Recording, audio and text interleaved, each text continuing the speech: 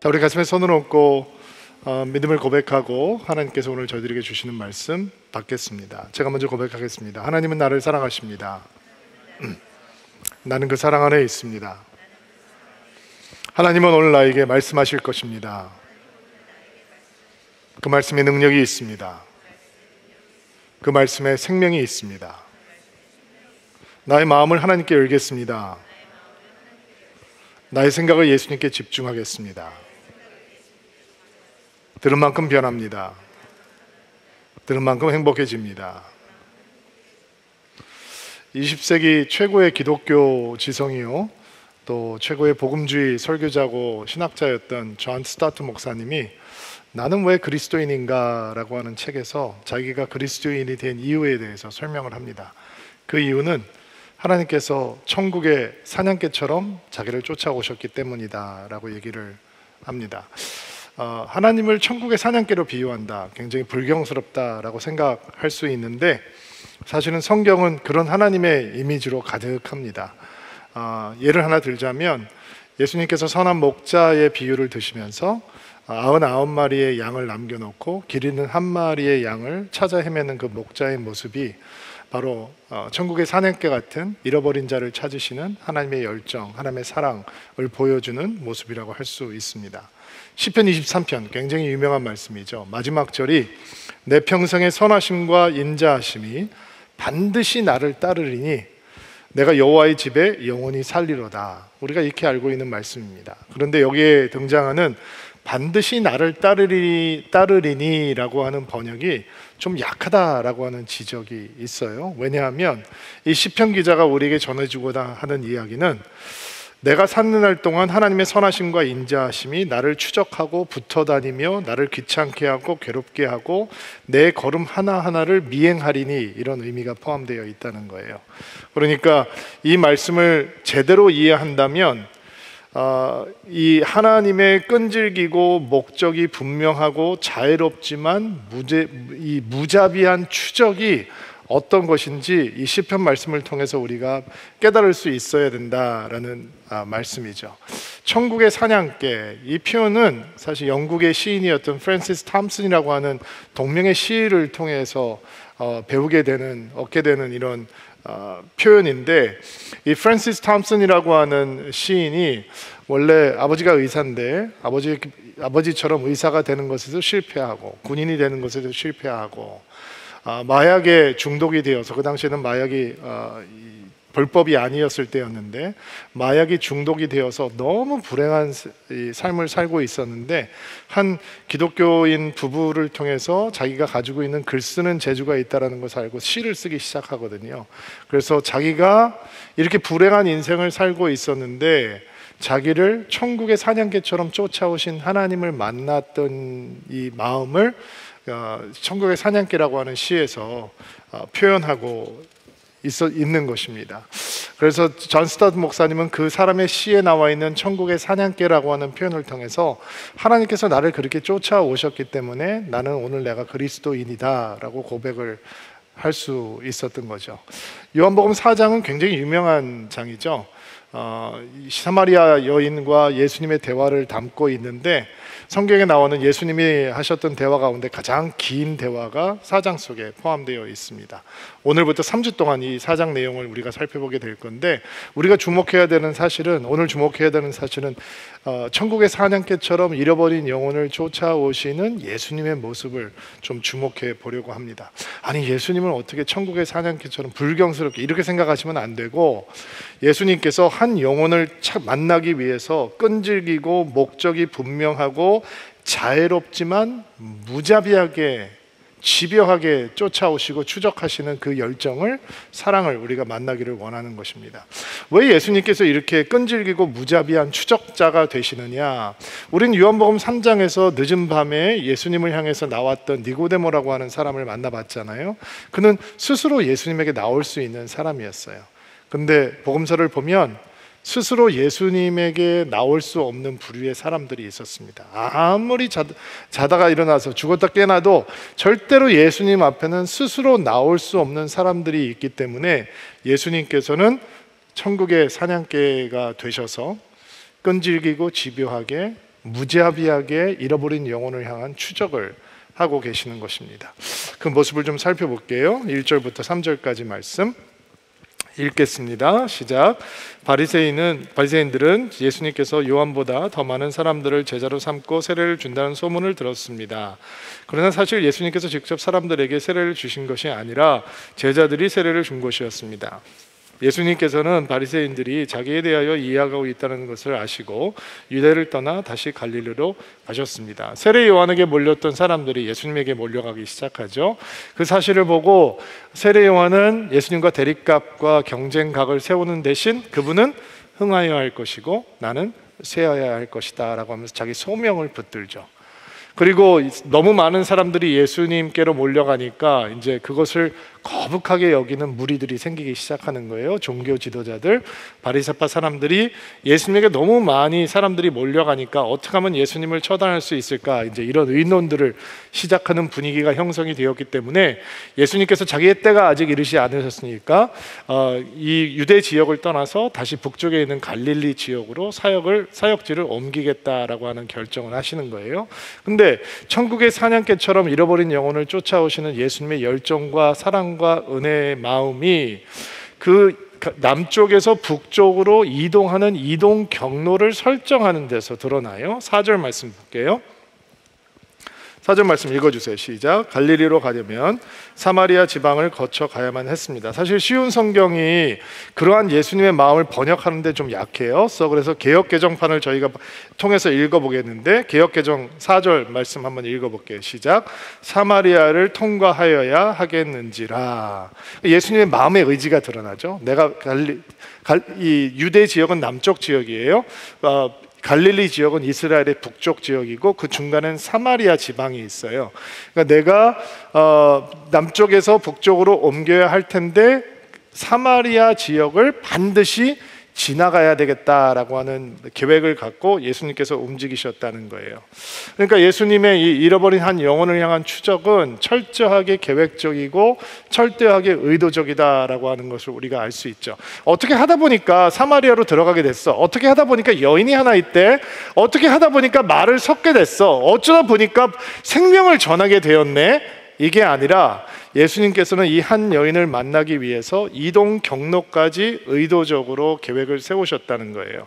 이게 왜 중요하냐면 예수님께서 이렇게 의도적으로 사마리아를 통과하겠다라고 결정하지 않으셨으면 수가성에 살고 있는 사마리아 여인과 예수님은 절대로 만날 수 없는 사람이고 이 여인은 절대로 하나님 앞에 나올 수 없는 사람이었기 때문이에요. 당시에 유대 지역에서 갈릴리로 옮기려면 직선 거리는 당연히 사마리아를 통과해서 가는 거죠. 그러나 유대인들은 절대로 그 직선 거리를 선택해서 가지 않았어요. 대신 요단강의 동편까지 가서 그 동편을 따라서 갈릴리로 올라가는 우회 경로를 선택해서 갔어요. 왜냐하면 유대인들은 사마리아 사람들과 상종하지 않았기 때문이에요. 그러니까 예수님과 이 여인은 절대로 만날 수가 없는 사람인 거죠. 예수님께서 의도적으로 사마리아를 뚫고 지나가야 되겠다, 거쳐서 지나가겠다라고 하는 의지가 없었다면 그 여인에게 예수님께서 전한 기쁜 소식은 전해질 수가 없었던 거예요. 8절 말씀 보세요. 8절 말씀, 예수님과 여인이 이제 우물가에서 만나게 되는데 우물가에서 만났을 때 예수님께서 왜 혼자이신지를 설명하는 장면이에요. 8절 말씀 읽어보세요. 시작.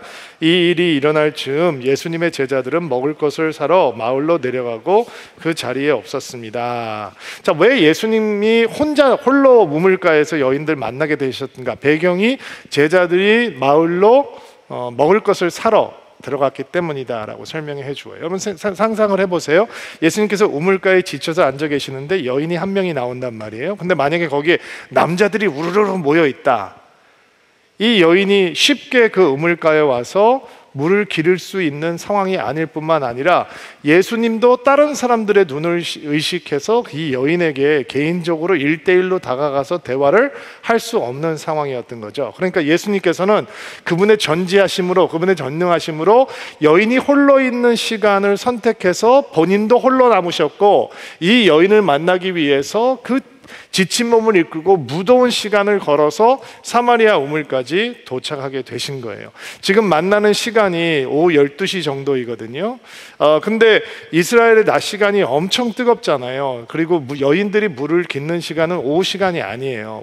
오전 일찍, 이른 아침 시간이든지 해가 떨어지는 저녁 시간에 물을 길어서 선선한 날씨에 이제 이동을 하는 건데, 이 여인은 가장 뜨거운 때 무거운 물동이를 이고 물을 기르러 왔어요. 예수님께서 그것을 아시고 이 여인을 만나기 위해서 사마리아 한복판에 있는 수가성으로 들어가셨다는 것입니다.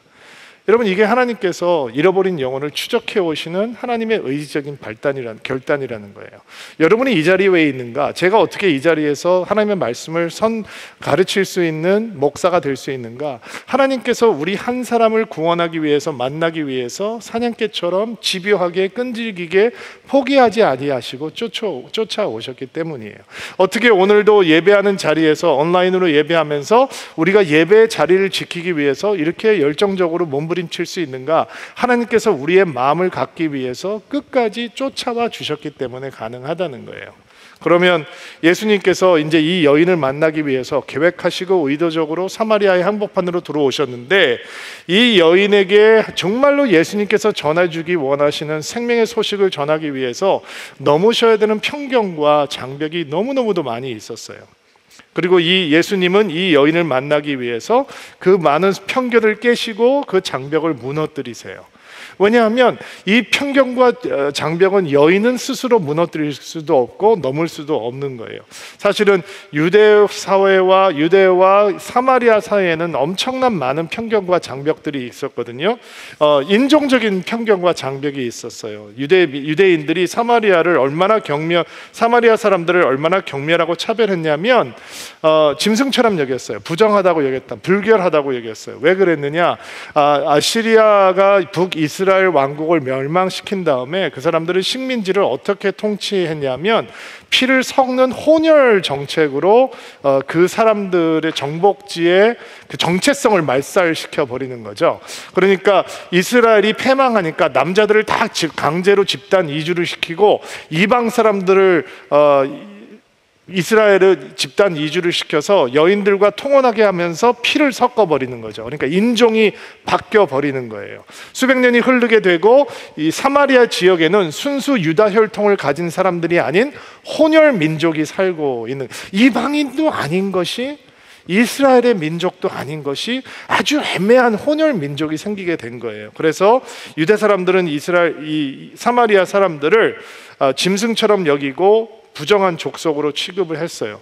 이방인들의 아이가 젖이 필요하면 이방인들의 아이에게 젖을 먹일 수 있는 것은 허용이 됐지만 사마리아인 아이들에게 젖을 먹이는 것은 금할 정도였어요.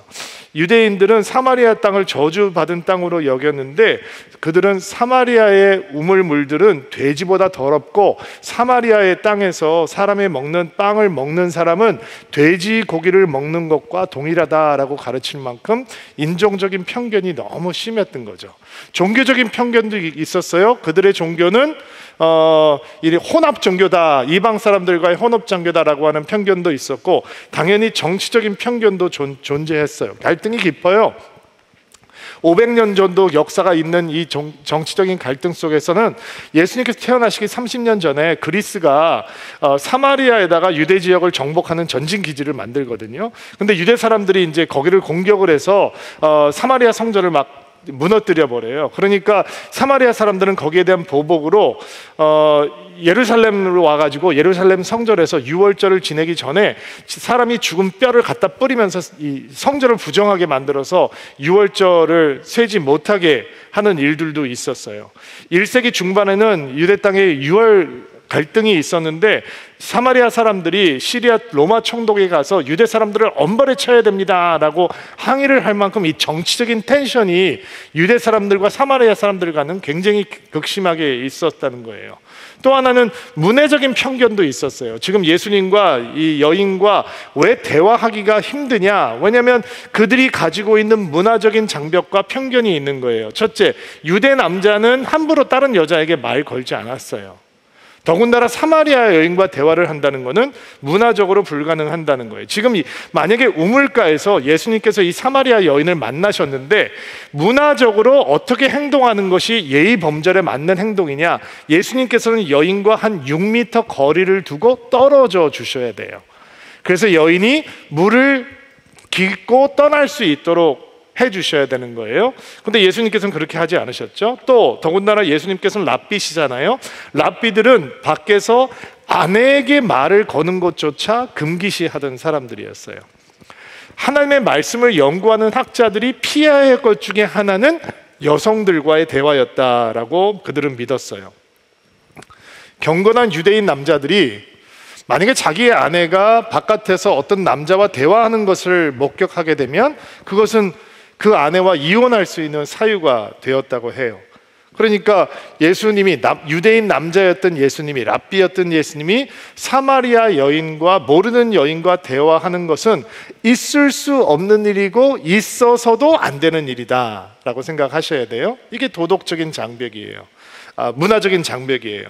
또 이 여인과 예수님 사이에는 도덕적인 장벽도 있었죠. 이 여인은 정체가 남편이 5이 있었고 지금 살고 있는 남자도 남편이 아닌 여자예요.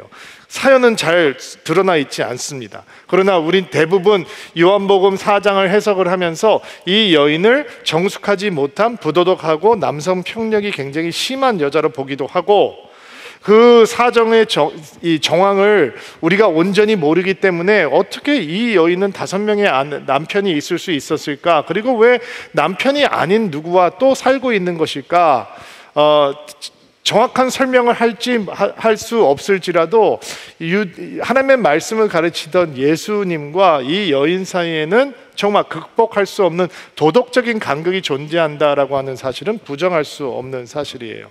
아마 예수님께서 이 무너뜨리기 가장 힘든 장벽과 편견은 이 여인이 가지고 있던 정서적인 편견과 장벽이었을 거라고 생각이 들어요. 이 여인이 굉장히 우여곡절이 많은 거친 삶을 살았는데 그 때문에 자신 스스로 만들어 놓은 정서적인 차디찬 감옥에 갇혀서 살고 있던 여인이었어요.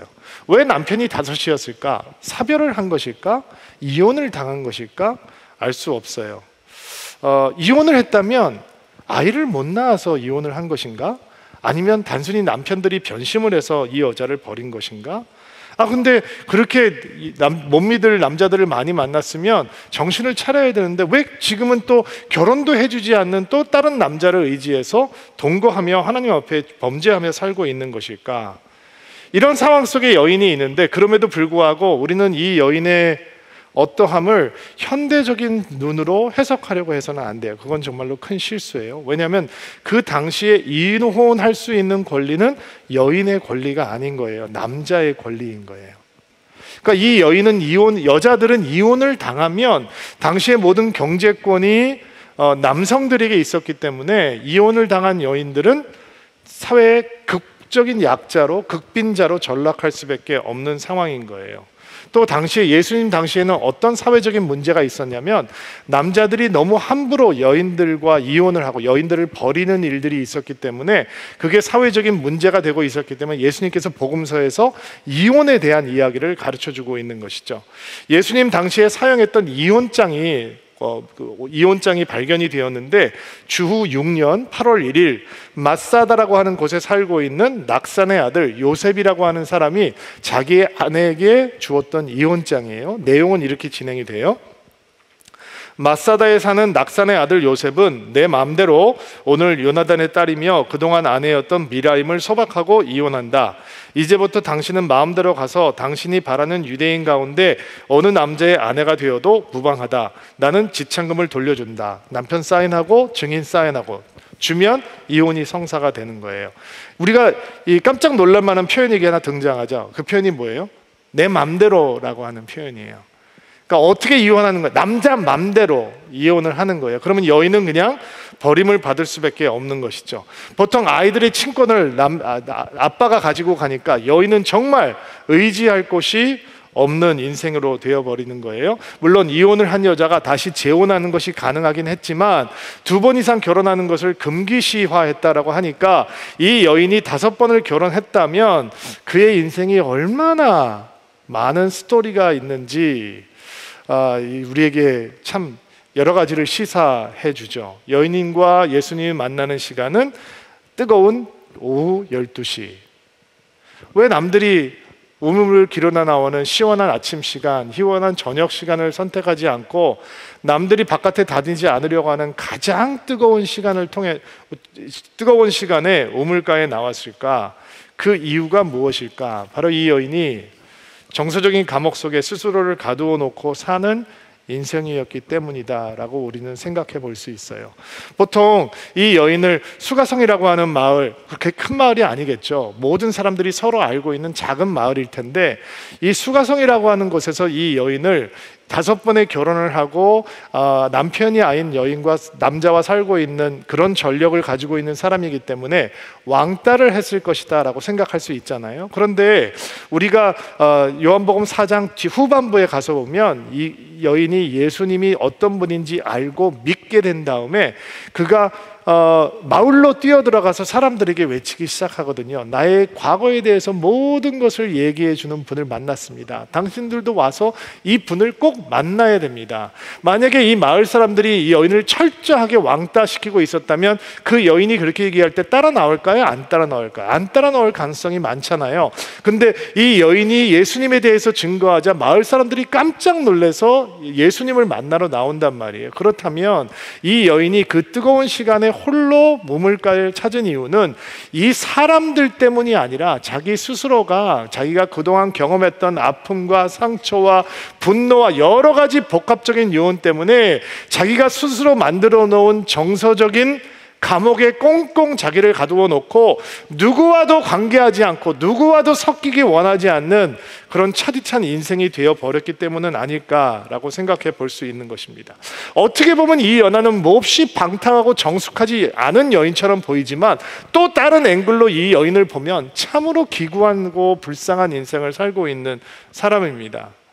찰스 디킨스라고 하는 소설가가 쓴 소설 중에 위대한 유산이라고 하는 소설이 있는데 거기에 보면 결혼식 날 전에 신랑에게 버림을 받은 여인이 너무 분노와 원한과 상처로 가득해서 웨딩드레스를 입고 평생을 살아가는 여인이 나오거든요. 미스 헤비섬이라고 하는 여자인데 빛이 누렇게 바란 이 올드 웨딩 드레스를 입고 늙어가면서 남자를 향한 분노와 남자를 복수하고 싶다고 하는 원한과 이런 거를 똘똘 뭉쳐있는 막 산바람이 쌩쌩 부는 이 사람이 나와요. 이 사마리아 여인이나 미스 헤비섬이나 이 과거의 상처 때문에 정말 어느 누구도 파고 들어갈 수 없는 얼어붙은 심장을 가진 이런 인생으로 보여집니다. 9절 말씀 한번 보시겠어요? 예수님께서 이 여인과 대화를 하기 시작하기 위해서 물을 한 잔 달라고 말씀을 하시는데 이 여인의 답이 어떻게 나오냐면 9절 말씀 보세요. 한번 읽어보세요. 시작. 나는 사마리아 여자인데 어떻게 나에게 마실 것을 달라고 할 수 있습니까? 하고 말했습니다. 당시 유대인들은 사마리아 사람들과 상종을 하지 않았습니다. 이게 분위기가 어떤 분위기냐면 당신은 유대인 남자, 나는 사마리아인 여자, 왜 말 걸어? 이런 분위기. 이거 돼서 실제로 성경을 연구하는 학자들이 이 여인의 이렇게 쌀쌀맞은 태도가 예수님을 이 여인이 처음 만나서 보았을 때 그동안 그녀에게 다가왔던 수많은 남자들 중에 하나로 보았을 것이다. 왜? 말을 걸면 안 되는 사람이 말을 건단 말이에요. 그러니까 그거를 수작이라고 생각했을 것이고 거기에 대한 이 답변은 너무 차디차고 냉담한 답변을 보이고 있다라고 해석을 하는 거예요. 여인이 갇혀있는 이 바로 정서적인 감옥, 과거의 상처가 만들어 놓았던 차디찬 편견과 장벽이야말로 가장 깨기 힘들고 넘기 힘든 거였어요. 근데 이 여인은 스스로 이 편견을 깰 수 없는 거예요. 이 장벽을 무너뜨릴 수 없는, 스스로 이 감옥을 감옥에서 자신을 풀어놓을 수 없어요. 그래서 예수님이 오시는 거예요. 예수님이 찾아가시는 거고, 예수님께서 그 편견을 깨시는 거고, 그 장벽을 뛰어넘으시는 거고, 이 여인을 그 감옥에서 꺼집어 내시는 거예요. 근데 그 방법이 너무 감동적이에요. 예수님께서 그 이 여인의 편견과 장벽을 무너뜨리는 방법이 너무 감동적이에요. 6절과 7절 말씀, 6절과 7절 말씀을 개역 개정으로 한번 읽을게요. 자막으로 좀 올려주시겠어요? 한 목소리를 읽겠습니다. 시작. 거기 또 야곱의 우물이 있더라. 예수께서 길 가시다가 피곤하여 우물 곁에 그대로 앉으시니 때가 6시쯤 되었더라. 사마리아 여인 한 사람이 물을 기르러 왔음에 예수께서 물을 좀 달라 하시니, 예수님께서는 여인의 도움이 필요한 가장 낮은 자리로 내려가심으로써 이 여인을 향한 집요하고 끈질긴 추적을 이어가시는 거예요.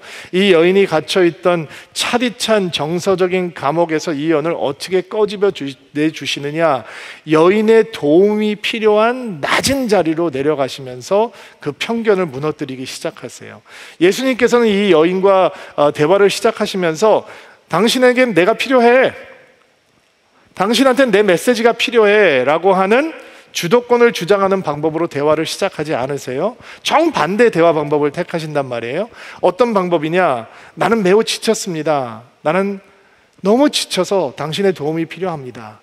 나에게 물을 좀 주십시오. 나를 도와주실 수 있겠습니까? 이런 모습으로 대화를 시작하신다는 거예요. 예수님께서 그대로 앉으셨다라고 하는 표현은 털썩 주저앉았다는 표현이에요. 너무 지치셨어요. 예수님도 이 여인을 만나기 위해서 뜨거운 날씨를 뚫고 막 강행군을 하고 오셨기 때문에 너무 지쳐서 앉으셨다는 거예요. 당시 우물이라고 하는 것이, 우물 입구가 있으면 그 물을, 수원을 보호하기 위해서 이렇게 두꺼운 돌을 그 위에다 얹어놓고 가운데다 구멍을 뚫어놓고 그 밑에 두레박을 내려서 물을 기른 거거든요. 그 두레박은 가죽으로 만든, 그래서 이렇게 접어서 가지고 다닐 수 있게 만들어 놓았던 모양이었을 거예요. 그러면 예수님께는 두레박이 없으니까 이 여인이 가지고 있는 두레박을 통해서 물을 길어서 이제 물을 얻어 마셔야 되는 거죠. 이렇게 여인의 도움을 청하고 있는 거예요. 우리는 이 사실이 별로 특별하게 느껴지지 않아요. 그런데 스리랑카의 신학자였던 데니얼 나이스라고 하는 목사가 이런 성경 구절을 해석을 하면서 이런 인사이트를 보여주었어요. 예수님은 참된 종이셨습니다. 그분은 당신이 섬기러 오신 사람들의 처분에 당신을 맡기셨습니다. 힘 있는 자리에 앉아 섬기는 것은 참된 섬김이 아니라 자선입니다. 두 사람 혹은 두 집단이 서로 사랑하게 만드는 유일한 길은 서로 긴밀하게 관계를 맺게 하여 둘 다 상대방을 필요로 하는 사람으로 만드는 것입니다. 기가 막힌 인사이트죠. 예수님께서는 왜 여인의 도움을 요청하느냐? 이제 여인을 도와주셔야 되거든요. 왜 여인의 섬김을 먼저 받기를 청하시느냐? 이제 이 여인을 섬기셔야 되거든요. 이 여인을 사랑할 수 있는 최고의 방법은 먼저 이렇게 이 여인의 수준으로 떨어져서 여인의 도움을 요청하는 것이라는, 이게 복음이죠. 인간이 처해 있는 가장 비참한 자리까지 하나님께서 내려오심으로 하나님의 은혜와 사랑의 추적을 이어가시는 거예요. 여러분, 세상의 눈으로 보면, 율법의 눈으로 보면 사마리아 땅도 부정하고 이 여인도 부정한 여인이죠.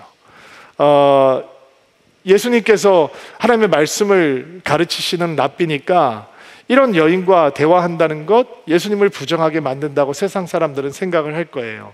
또 이런 부정한 사마리아 여인이 부정한 두레막으로 기르는 사마리아의 부정한 물을 마시면 예수님이 부정하다라고 세상 사람들은 하겠죠. 그러나 예수님께서는 주저하지 않으시고 추적을 이어가신단 말이에요. 나를 도와달라고 요청하신단 말이에요. 왜냐하면 예수님의 능력 때문이에요. 예수님의 사랑 때문이에요. 예수님이 가지고 계시는 은총 때문이에요. 이 여인을 대부분의 사람들은 이런 여인을 만나면 자신이 부정해진다고 생각해요. 근데 예수님은 그렇게 생각하지 않으세요. 예수님은 내가 이 여인을 만나면 이 여인은 정결해진다고 생각하시는 거예요. 이게 예수님의 능력인 거예요. 예수님의 사랑인 거예요. 예수님께서 이 여인은 예수님을 만나면 예수님이 부정해지는 것이 아니라 예수님께서 이 여인을 만나시는 순간 이 여인의 눈물은 기쁨으로 바뀌는 것이고, 이 여인의 죄는 구원으로 바뀌는 것이고, 이 여인의 낙심은 소망 으로 바뀌는 것이고, 이 여인이 가지고 있는 어둠은 빛으로 변하는 것이고, 이게 예수님이 가지고 계시는 능력이거든요. 그러니까 예수님께서는 두려워하지 않으시고 그 여인이 있는 낮은 자리까지 내려가시기를 주저하지 않으셨던 거예요. 자, 그러면 예수님께서 이렇게 끈질기고 집요하게 이 여인을 추적해 가시는 이유가 무엇이냐? 여인이 스스로는 절대 얻을 수 없는 그 어떤 대가를 지불하고서도 얻을 수 없는 무엇인가를 주기 위해서 추적하시는 거예요. 자, 10절부터 14절 말씀인데 여러분이 먼저 10절 읽어주세요. 시작. 예수님께서는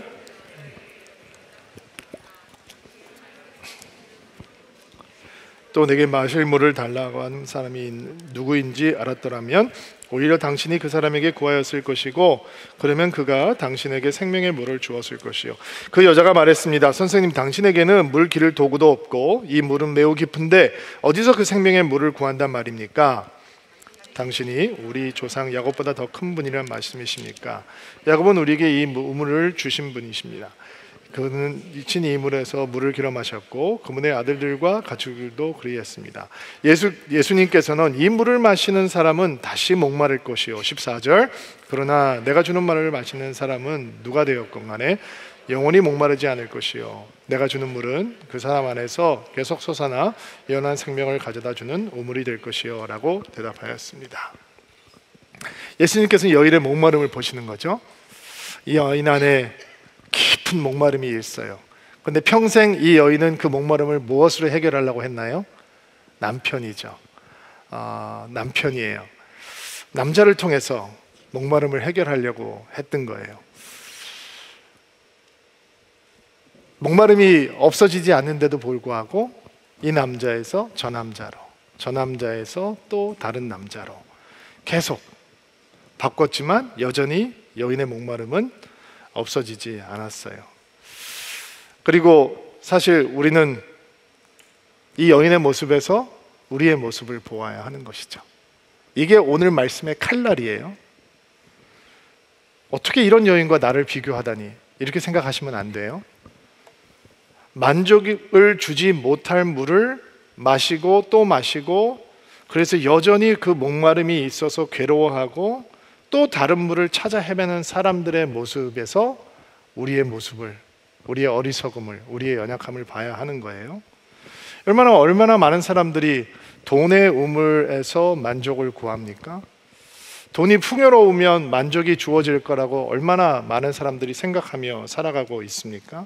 풍요로움은 감사가 있어야 되고 만족이 있어야 되는데 풍요로운 것에 만족이 있나요? 여러분, 돈에는 자아 만족 장치가 없어요. 그래서 돈이 많이 생긴다고 절대로 만족이 저절로 다가오지 않는단 말이에요.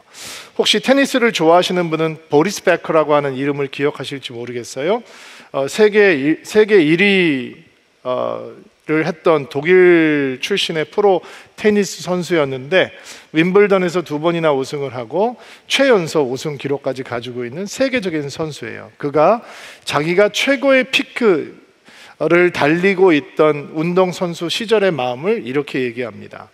나는 윈블던 대회에서 2차례나 우승했고 그중 한 번은 최연소 선수로 우승했습니다. 나는 부자가 되었습니다. 재물이라면 필요할 만큼 충분히 있었습니다.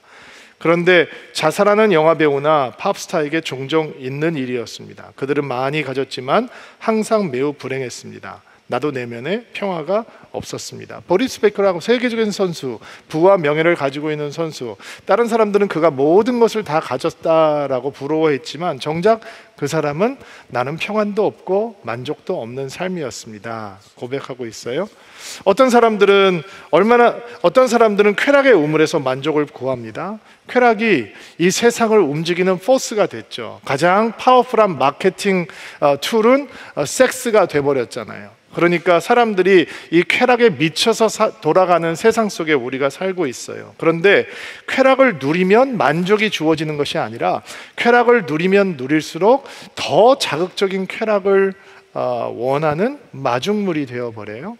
신성한 울타리가 무너진 쾌락은 결국 인간을 파괴하고 더욱 피폐하게 만들며 심각한 중독 환자들을 만들어낼 뿐이죠. 사람들은 관계의 우물에서 만족을 구해요. 그래서 가정이 중요하고 친구가 중요하고 동료가 중요하고 이런 거잖아요. 그래서 교회에서 공동체 생활을 중요하게 생각하는 거잖아요. 근데 관계가 사람들에게 또 가장 큰 스트레스예요. 기쁨의 원인도 되지만 스트레스의 원인도 제공하고 실망과 상처의 원인이 바로 사람이에요. 우울증의 대부분 이유가 바로 사람 때문에 임해온다고 얘기를 해요. 또 사람들은 자아 성취의 우물에서 만족을 구합니다. 열심히 노력해서 좋은 학교 가고 좋은 직장 얻고 승진하고 재력과 사회적인 위치를 확보하는 것 너무 중요하죠. 그런데 어느 정도까지 올라가야 도대체 만족이 주어지는 것입니까? 아무도 우리에게 가르쳐 주지 않아요. 사람들에게 인정을 받으면 만족을 할까? 사랑받고 존중을 받으면 만족할까? 그러면 내가 구할 수 있는 어떤 것, 내가 얻을 수 있는 어떤 것, 내가 할 수 있는 무엇, 내가 이룰 수 있는 어떤 것, 내가 스스로 도달할 수 있는 어딘가에 도착을 하면 거기에는 진짜 만족이 있을까? 사람들은 무조건 달리기만 하는 것입니다. 근데 정말 거기에 만족이 있기는 한 것입니까? 요즘 젊은 친구들에게 너무 미안한 기성세대 한 사람으로 미안한 마음이 있습니다. 제가 어렸을 때 우리의 인생의 선배들은 너 땀 흘리고 노력하면 너와의 땀과 노력은 너를 배반하지 않을 거다라고 얘기해 주었습니다. 그리고 저는 그 얘기에 동의할 수 있었습니다. 근데 여러분, 우리가 이 땅에 살아가고 있는 젊은이들에게 너희들이 열심히 노력하고 땀 흘리면 절대로 너의 노력과 땀은 너를 배반하지 않을 거야, 여러분 얘기할 수 있습니까? 저는 그렇게 할 수 없다는 것이 우리 인생의 후배들에게 너무 미안합니다. 영상 하나를 보여드리려고 하는데요, 한 젊은이의 외침이에요. 학생으로 열심히 공부해서 외고 가고 좋은 대학 가고 큰 인류 기업에서 취업을 준비하면서 인턴 과정을 하다가 정직원이 되는 그 직전 단계에서 이제 떨어져서 채용에서 탈락을 하고 집에 돌아와서 흔히 세상의 눈으로 보았을 때 잘 나가는 아버지와 대화하는 내용입니다. 한번 보고 올게요. 이게 영상으로 보시는 분들은 저희가 이게 유튜브로 방송이 나가다 보니까 이게 이제 알고리즘에 걸려서 중간에서 방송이 안 된다고 그래서 소리만 나간다고 해요. 너무 죄송하고요. 이게 나빌레라라고 하는 드라마의 5회차에 등장하는 내용이니까 집에서 보시는 분들은 찾아서 한번 확인하셔도 좋을 것 같아요. 저 젊은이의 외침, 끝이 있기는 한 거야? 우리에게 작은 울림으로 다가와야 하지 않을까요? 결코 만족을 줄 수 없는 것들을 통해서 만족을 구하려고 하는 마음이 얼마나 어리석은 마음인지, 그 마음이 우리 안에 있는 것인지 한번 돌아봐야 되지 않을까요? 저 청년이 취직이 됐다면, 정직원이 되었다면 거기에는 누구도 훔쳐갈 수 없는 만족이 기다리고 있는 것인가요? 예수님께서 말씀하십니다. 이 물을 먹는 자마다 다시 목마르거니와. 그런데 애타게 마시고 또 마십니다. 스스로 속이는 것입니다. 이 물을 마시면 만족이 있을 것이다, 기쁨이 있을 것이다. 그런데 아무리 마셔도 만족이 없습니다. 그러면 이 사람이 아닌가 보네, 이 아내가 아닌가 봐, 이 남편이 아닌가 봐. 그래서 바꿔도 봅니다. 이 자동차가 아니었네, 다른 자동차야. 이 집이 아닌가 봐, 이 지역이 아니었나 봐. 더 좋은 것, 더 넓은 것 가지면 그때야 만족할 수 있겠지. 이 직장이 아닌가 봐, 이 친구들이 아니었나 봐, 이 교회가 아닌 건가 봐. 끊임없이 찾아 헤매고 다니는 것입니다. 그런데 예수님께서 말씀하십니다. 이 물을 마시는 자마다 다시 목마르거니와. C.S. 루이스가 순전한 기독교라고 하는 책에서 기가 막힌 말을 했는데요, 만일 우리 안에 이 세상의 어떠한 경험도 만족시켜줄 수 없는 갈망이 있다면 그것은 내가 다른 세상을 위해서 지음을 받았다라고 하는 사실에 대한 가장 적절한 설명일 것입니다. 왜 만족하지 못하는가? 남편이 잘못돼서, 아내가 잘못돼서, 자녀들이 잘못돼서가 아니라는 거예요. 당신의 직장에 뭐가 문제가 있어서가 아니에요. 이 여인이 왜 만족하지 못하는가? 남편이 5이었는데 그리고 또 다른 남자와 살고, 그놈이 그놈인가 보네가 그것 때문에 만족을 못하는 게 아니라 이 여인이 다른 세상을 위해서 창조되었기 때문이에요. 우리가 이렇게 열심히 살고 있는데 웬 참 만족이 없는 것인가? 내가 결혼을 잘못했나? 내가 직장을 잘못 선택했나? 내가 진로를 잘못 선택했나? 이것 때문이 아니라 우리가 그렇게 열심히 살고 있음에도 불구하고 우리 안에 여전히 만족이 없다면 그 사실은 우리가 다른 세상을 위해서 창조된 존재이기 때문이라는 거예요. 그렇다면 그 만족은 오직 한 분을 만나야 해결이 되는 거예요. 그 목마름은 한 분을 만나야 해결될 수 있는 목마름인 거예요. 예수님께서는 이 여인의 목마름을 어떻게 해결해 주시느냐? 10절 말씀 개역 개정으로 한번 읽어볼게요. 읽어주세요. 시작. 예수께서 대답하여 이르시되 내가 만일 하나님의 선물과 또 내게 물 달라 하는 이가 누구인 줄 알았더라면 그가 내게 구하였을 것이요 그가 생수를 내게 주었으리라. 여기 하나님의 선물이라고 하는 단어와 생수라는 단어를 주목해야 되는데 결국은 같은 것을 가르치는 거예요. 가르치고 있는 말인데 예레미야서 2장 13절에 하나님께서 자기 자신을 뭐라고 부르시냐면 생명수의 샘이다 라고 부르시거든요. 그러니까 예수님이 하나님의 선물이 되시고 예수님께서 생명수의 샘이 되시는 거예요. 14절 보세요. 14절 말씀 또 읽을게요. 그러나 내가 주는 물을 마시는 사람은 누가 되었든지 간에 영원히 목마르지 않을 것이요 내가 주는 물은 그 사람 안에서 계속 솟아나 영원한 생명을 가져다 주는 우물이 될 것이요 라고 대답하셨습니다. 자, 예수님, 그러니까 그 예수님의 생명의 물을 마시는 사람은 영원히 목마르지 않을 것이다 라고 말씀을 하셨어요. 예수님의 하나님의 선물 되신 예수님을 가진 사람만이 영원히 목마르지 않게 될 것이다 라고 하는 의미죠.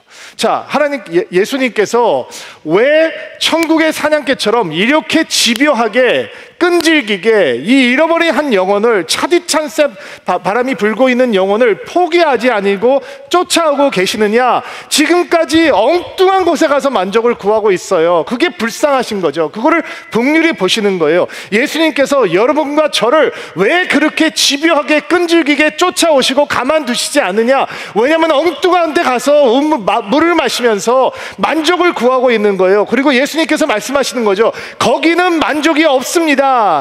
나를 갖지 않으면, 나를 만나지 않으면, 나를 마시지 않으면, 나로 채워지지 않으면 당신에게 만족은 절대로 존재할 수 없습니다 라고 말씀하고 있는 것입니다.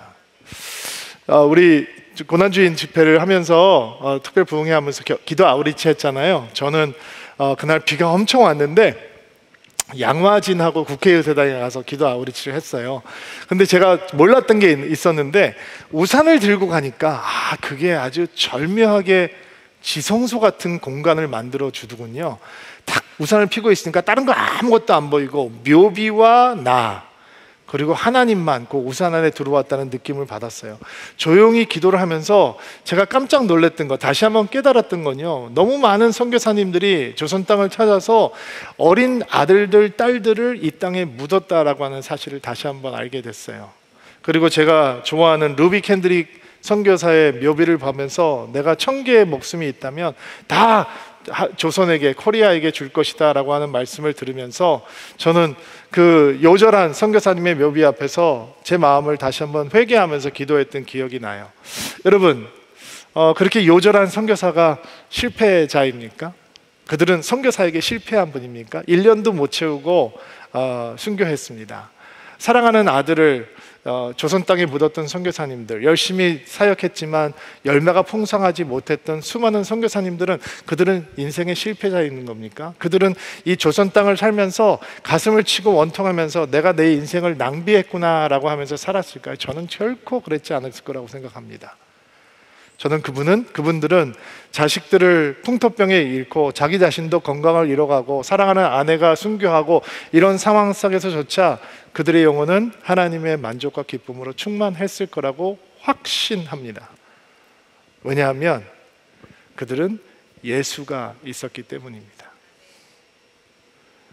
우리가 예수를 제대로 알면, 제대로 믿으면, 제대로 마시면, 제대로 만나면 우리는 영원한 만족을 얻게 되는 것입니다. 예수님께서는 그것을 우리에게 주시기 위해서 천국의 사냥개처럼 오늘도 우리를 쫓아오고 계시는 것입니다. 여러분, 축복합니다. 예수님이 여러분의 참 만족되기를 바랍니다. 여러분이 교회를 다니는 사람으로 끝나는 것이 아니라 진짜 이 예수님을 알고 믿고 사랑하고 붙드는 진짜 믿음의 사람들이 되기를 주의 이름으로 축복합니다.